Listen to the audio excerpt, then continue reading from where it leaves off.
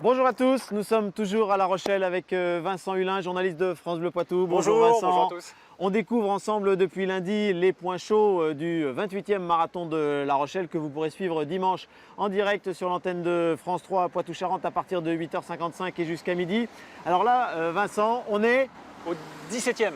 Ouais, mais on est surtout au bord de la mer, l'océan. Voilà, on est au bord de la mer. C'est le passage du marathon de La Rochelle où on va être vraiment au bord de mer avec cette vue incroyable. Vous voyez, il y a l'ensemble de l'entrée du chenal, le port des Minimes juste derrière nous, le phare du bout du monde qui est juste un petit peu là-bas au large. Et donc là, on est boulevard Winston Churchill.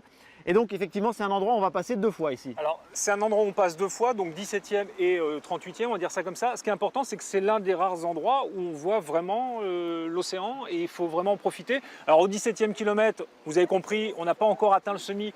On est plutôt bien si tout va bien, donc ça, on est peut-être un peu concentré sur son chrono. Après, au 38e, là, on risque d'être un petit peu dans le dur. Et là, franchement, si c'est le cas, je pense qu'il faut prendre le temps un petit peu de regarder autour de soi et de profiter un petit peu, d'en prendre un peu plein les yeux pour se redonner un petit peu le moral et se rebooster. Alors souvent ici, on a l'habitude de dire que c'est là qu'on peut sentir un peu le vent sur le parcours. Parce qu'évidemment, comme on est au bord de la mer, eh bien, effectivement, on va sentir le vent marin s'il y en a.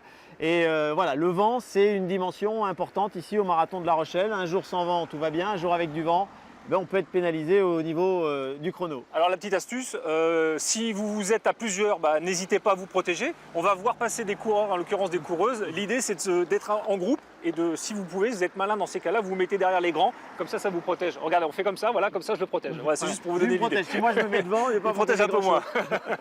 Alors, on est aussi à un point important ici du parcours parce que, en fait, on vient de passer autour de l'aire des Jeux de Colette-Besson, qui est juste un petit peu plus loin, et on est passé devant le stade Marcel de Flandre, qui est juste à environ 1 km ici à vol d'oiseau, un petit peu derrière nous.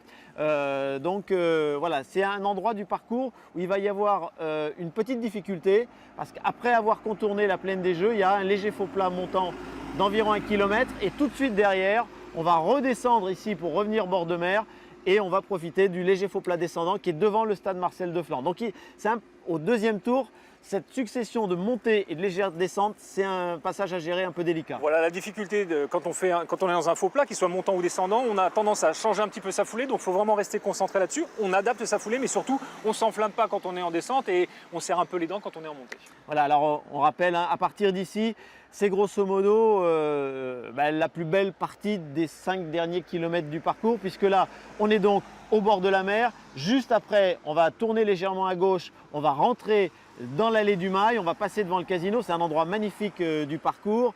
C'est vraiment l'endroit où il y a un siècle, les Rochelais aimaient bien venir se promener. Ensuite, on sera place de Verdun. Ensuite, il y aura le dernier kilomètre. Donc voilà, à partir d'ici, si on n'est pas trop mal physiquement, en principe, le décor est favorable. Il y a ça, on vous a beaucoup parlé du public. Là, sur les derniers passages, les derniers kilomètres, peut-être un petit peu moins de monde. Et à partir de maintenant, jusqu'à la fin, c'est là où on va rencontrer peut-être un peu plus de monde, de supporters. Et donc là, ça remet un petit coup de boost aussi au niveau du moral. Voilà, puis vous l'avez vu autour de nous, hein, on ne l'a pas inventé, les coureurs sont là. C'est un lieu d'entraînement assez prisé des coureurs. Donc évidemment, les Rochelais qui seront au départ de ce marathon de La Rochelle connaissent bien cet endroit, ils viennent s'y entraîner. Et on peut même rencontrer des joggeurs le jour du marathon.